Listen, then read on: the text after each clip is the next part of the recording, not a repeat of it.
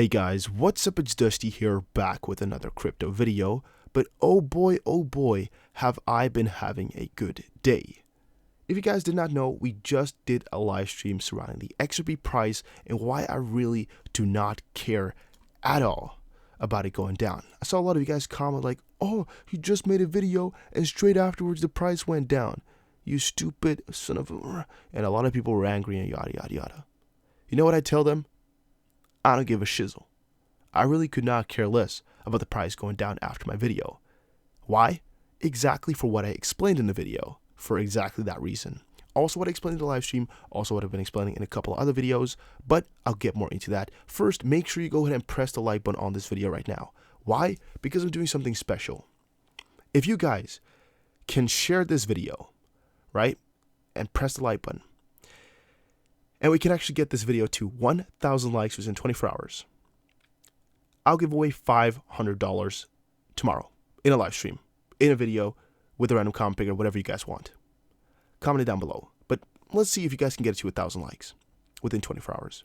Right? $500 if you want to spread over 3 people, 1 person, 5 persons, 10 persons, 50 persons. You guys let me know. But then we'll give it away tomorrow. Right? Now it's on. There will probably not be a giveaway for another month and a half or something, but we can try. See if you guys can really get something going here. Let's see how strong your community really is. If you want to get something done, let's see if you can. Because today I'm talking about something serious that I think everybody should know and everybody should be thinking about as well. So, again, let's get started. All you have to do to enter, by the way, is press the like button on this video, comment something down below, and have the notification bell on. That is it. Intuitively speaking here, everybody is scared of Bitcoin, right? Because we don't know what the price is going to do right now. It's looking kind of scary. It's gone down 10%. Everybody's afraid, all right? It's just like from within your heart, it kind of feels like it's a scary position.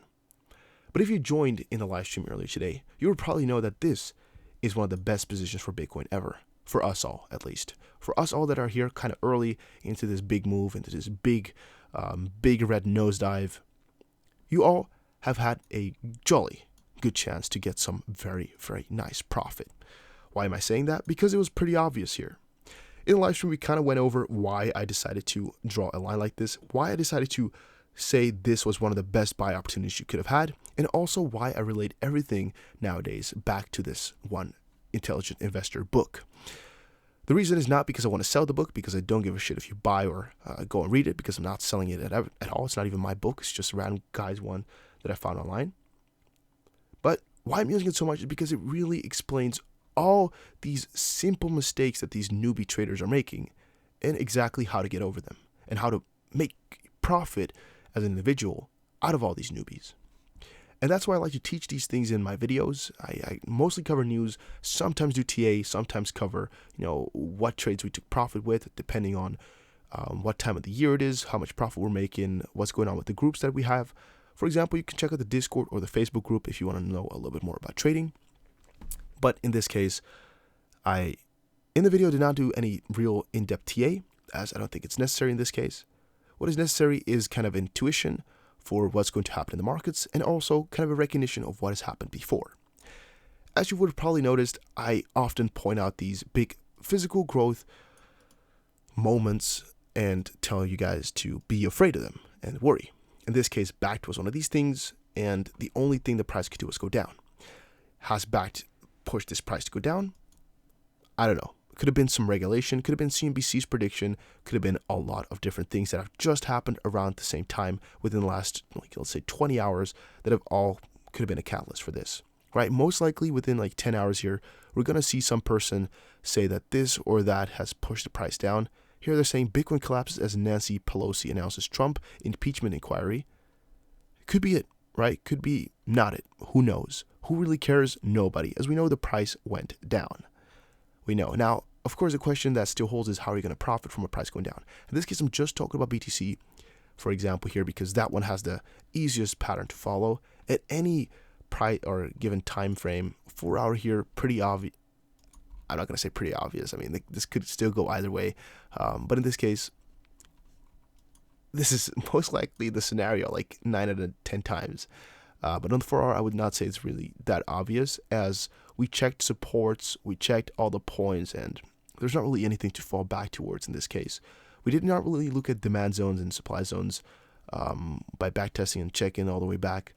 But intuitively here, even on 30 minutes or 1 hour, it all looks so good. 5 minutes here, 5 minutes will not tell you anything other than this is looking good. All right, we're following our line. We could just draw this line a little bit lower and it will still follow along with it. Why? Because it all just works out. It's exactly what happens. Textbook reversal. One thing you should always be afraid of and take care of is that the price does not do like this and then plop, plop, plop, like straight back down. But in this case, we would have already taken a nice little profit. If you bought, let's say not the dip, because that's almost impossible. But let's say you bought a little bit above the dip and be like 8,100 instead of the lowest point of about 8,000, 8,100-ish, right? And you took it up to here, around 8% profit already that you would be in. On leverage times 2, maybe 60%, maybe 15% profit that you could have made in a short time span. But also relatively here, this was one of the biggest drops in price that we've seen in years, I think, right? Because it was actually, earlier we decided that it was, so let's check out the 50-minute chart. Here's the biggest decline point from here on forward. It's the lowest. It's 17.5% or 18% almost in just 8 hours, right? That's one of the hugest things I have ever seen. 18% in 8 hours is ridiculous, guys. And you should really keep that in your mind when you're investing as well. In this case, a reversal had to happen. How far up it's going to go, who knows? But right now, we could have already been in some great profit. And that's why in the video, I explained to you guys why it's smart to be buying this route. And that's also why I made the video earlier today, explaining why I keep buying XRP right now. I told you guys I'm buying XRP. Price went down. Bought more XRP. I didn't even buy before I made the video. I actually bought after I made the video. So it was also down, let's say 7% lower than when I made the video itself. And then a little bit further down, we just bought more and more and more. So in the end, it doesn't hurt us for shit, right? So you can be angry all you want and comment like, oh, you're so stupid for making a video about buying just before it went down. In the video, I told you guys the whole idea of buying when it goes down. And the whole idea of why it's so positive when the prices are down, because these coins are all on a discount. Get it in your mind. If you're buying a coin right here, right, you're buying XRP at 33 cents. Whilst a couple of days before, or a couple of hours before even, it was at 26. A couple of days afterwards, it's at 22 or 21. Who's the moron there, right? It might have looked better at this point. You might have gotten a different feeling from buying it here. But right, you bought here, I bought here. Who's the moron then? I'm buying while the price is going down. You buy while the price is going up. You're following a trend. Hey, that's cool. I'm not trying to trade reversals or anything like that. I mean, that's can be a very difficult game to play. I'm just trying to secure my bag for longer term holds. And any lower price that you can get is better for your future position. This again only applies if you're expecting the price to do well over a longer period of time. But if you do not think the price is going to do well, then why the frig are you watching this video? If you don't think XRP is going to do well, then most likely you aren't really watching this. So you're most likely also thinking it's going to do good. And that is, again, why it's always better that the prices are going down, because you can just buy more. And it's so freaking simple, but some people really like to argue against it. But I don't get it. I don't get why people would argue against it. I really don't. I have no idea why. All right, let me put it out a little bit further for you guys, as I see now that a lot of the screen is still covered. Or not covered, I should say. Let's see. Let's put it like that. You guys can see a little bit more of the screen now. There we go. All right. I think that should be quite enough. Ripple's price testing crucial support with a bearish bias 18 hours ago. Who cares? Because these prices are too far up, right? This is everything that opened like in the midday or in the morning or in the afternoon when I decided to make a video. But then I made one video and the prices started to do a little bit crazy. I was like, I'm not feeling any, I don't know what to talk about right now, because news is going to be important in a couple hours. No, right? Everybody's going to be talking about the price. So I decided to wait a little bit, wait for these prices to move and everything to do crazy, and then make a video. Stuttgart Stock Exchange launched its first regulated Bitcoin trading platform in the country. That happened. That's positive. Does anybody care right now, though? Nope. XRP price analysis. XRP facing a false falling wedge pattern breakout. Ripple pulled... who cares now? RippleNet continues to fly Ripple's flag with global expansion. A major Gulf region bank signs to use RippleNet for cross-border transactions. That's cool. But you guys get it? Nobody cares about developments in a time like this. Everybody cares about the price. And why is it so important, the price? Because it allows for people to get better positions to make more money in the end. I showed you guys in my previous video a little clip of somebody having a kind of a jokish confrontation between two people. It was a jokish type of thing. And the one person says, they're talking about buying the dip. One person says, I bought here, and I'm happy with it. The other person says, no, you sell here and you buy here. You're shorting to get to the lowest point. The other guy says, I can't get to the lowest point. Nobody ever gets it. The other guy says, you have to try. The first person says, again, it's not going to matter because in 5 years, when these coins do times 100 or go to whatever, bullish prediction you have for the future, all-time high for XRP is all the way up here, right? All these small price fluctuations, you're not going to see them at one point in the future. It's not going to be important, relevant. All right, so you don't have to go and look for the lowest position to enter in. You just got to look for the lowest position you can enter in, sort of. Right? Don't go try to spot the bottom all the way, because most of the time it doesn't work. Most of the time you just fail and maybe you will not get a position. Don't FOMO into things thinking, I'm never going to be able to get a better position, because most of the time you will. Just go with your strategy. Follow it accordingly all the time. Don't let your emotions play a role. Have some strong ass hands. And if you think XP is going to do good, and by the way, this arrow does not fit with the 50-minute chart. If you think XP is going to do good at one point in the future, don't be such a little whiny ass and just stick to it. Just stick to it. Just stick to it. Just stick to it, as most likely it'll all be fine. If it goes to 19 cents right now, I'll be happy. If it goes to 12 or 14, 10, 8, 7, half a cent, I'll be happy. Why? Because I know I'm going to be able to buy more, and I know in the end, this coin will be amazing. One thing that you can always have in your back pocket here is that there's always Ripple, right? Ripple will always be using XRP through XRapid or some other new thing to think about. There's always Spring or Xpring for a lot of the people that did not know. There's always those who are going to be pushing XRP around. There's always Ask. XRP can most likely never become irrelevant anymore. Just keep that in the back of your head and you'll most likely have a better time just holding through. A couple more articles that I had that are all relevant right now. Price analysis for these coins. Well, they're talking about some crazy prices that are way too high right now for where we are at. Ethereum, XRP, Litecoin price indecision market. Well, there's no indecision right now. These prices went on a very good roller coaster down to the depths of the Natas realm, just to say that. Ripple's XRP price analysis prediction, 28 support failed. Well, yeah, some more supports failed as well. We saw that quite drastically.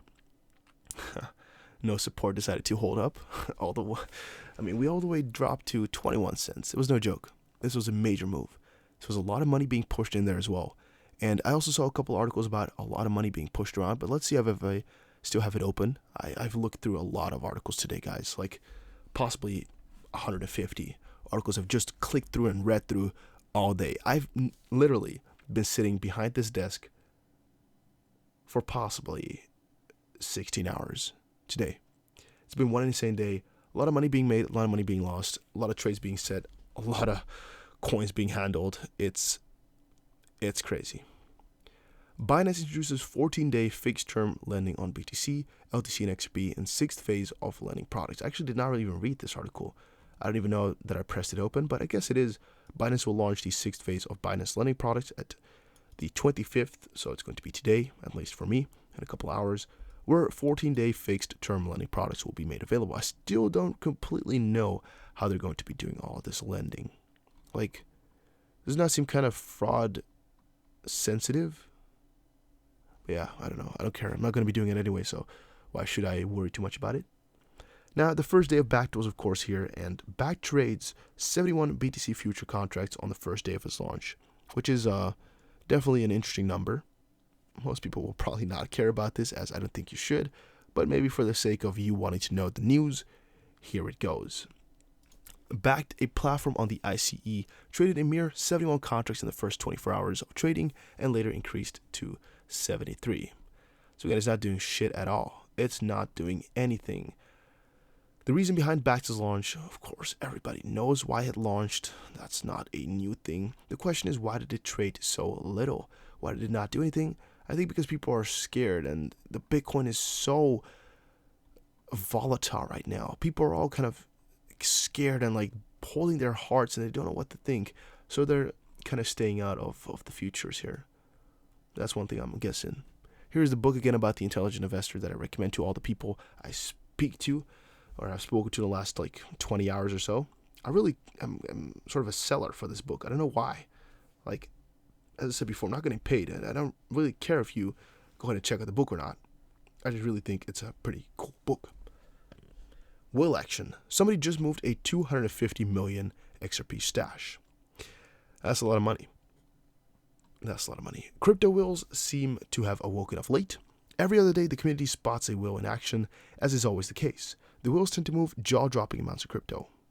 The latest whale action involves a particularly huge number of XRP coins. Just recently, Ripple moved 10 million coins from its wallet to a third party, a move generally understood as an OTC operation. And while Ripple's transfers are huge, the latest XRP movement is considerably large, prompting many people to start mulling over various possible implications as a result of it. As reported in a tweet by Whale Alert, an XRP whale today has transferred a stash of 250 million coins. Whew. So that is no joke. That is definitely no joke. Understandably, the crypto community always tries to uncover who the owners of these things are, but in this case, nobody really knows. In the case of the mentioned transfer, the wallets involved are unexplored, meaning that no one really knows who owns the cryptos. Whether it was a transfer from and to wallets owned by the same person, or whether it was a trade, or whether it was like a very underground exchange or something like that. It could be a lot of different things. We just don't really know where the money came from. Sell-off or no sell-off? Well, such huge transfers have been known to cause some level of uncertainty within the particular cryptos community, especially when the origin and destination are unknown. To some, such movements may be an attempt to dump the cryptos, a move that could soon jeopardize the coin's price, and to some extent, this could have been what happened. Personally, don't really think so, as Bitcoin moved by such huge margins that I don't think even an XRP sell-off like that could have done this.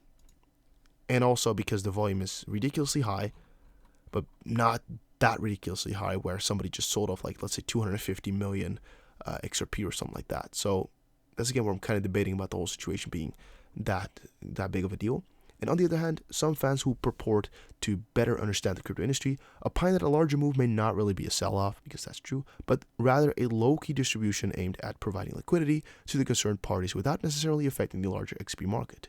Indeed, according to the aficionados, this has happened many times before, and it shouldn't be any cause of alarm. Well, one thing that could always be the case as well is that some bigger players here are testing, and they just needed to move some money around quickly, and Ripple helped them with some sort of trade. Maybe it's an unknown Ripple wallet, maybe it's another unknown company's wallet that is already testing Ripple, who knows. Updates ongoing, U.S. House hearing with commissioners of the SEC. We covered this in the live stream. Pretty boring, though, to talk about this. I mean, we still don't have any conclusions. We just know that Libra is kind of a weird crypto, weird situation with them, and this regulatory uncertainty here is driving people mad. And me specifically here, I don't know what to think about this. I don't know whether it's all going to get approved or all going to be completely shit-talked, or like if something good is going to come out of it soon. I really don't know. The reason for that is that because they give out all these differing ideas about what's going to be happening to the price, or about going to be happening to crypto soon. Security laws are redefined and rediscussed, and everybody thinks about security laws differently. Some people say we should get rid of them, we should update them for cryptos. Some people say no, they are this way for a reason. They're to prepare or to to convey or to keep or to safeguard our economy, to safeguard all the people. They're there for the people, not against the people. Again, in the UK, they claim that these regulatory uncertainties and regulatory frameworks should not go against innovation. But in theory, the regulatory stuff is all against innovation because it's innovation in a bad sense. So really, it's not going against innovation, but against bad innovation, and only kind of going for the good. But how are you going to go and exclude the whole innovation between, we're going to split it up between good and bad? It's very difficult. And in the end here, the regulatory situation is just really freaking stupid, really difficult, and I would not have the best answers for you either. What's going to happen? I don't know. When are we going to get a verdict for XRP lawsuits? We're going to get a verdict for Libra. When are we going to get a couple of other, definite answers? I don't know. Hopefully soon, but who knows? I personally don't. All I know is that these coins are looking juicy, and I'm pretty happy that I got myself some more. Looking pretty good. right? I just got my main cost of these coins down a little notch. Maybe I got them up. I don't completely know where my buying point is at. Maybe it's lower than 20 cents. I could not tell you for certain. What I do know though is that this is all looking good, and I'm pretty happy that I could pick up some more coins. I don't do this every single day of the week. If it goes down to 20 cents again, I'll buy more. If it goes down to 15 cents, I'll buy more. And every single time I see a drop of 20, I sort of get a little sparkle in my own eyes, because it means I got to buy some more coins at a discount, and I got a safer position. Thank you guys all for watching. Make sure you press the like. Make sure you go ahead and check out all the links in the description below. I'll see you guys again in another crypto video. Don't be such a whiny little fuss.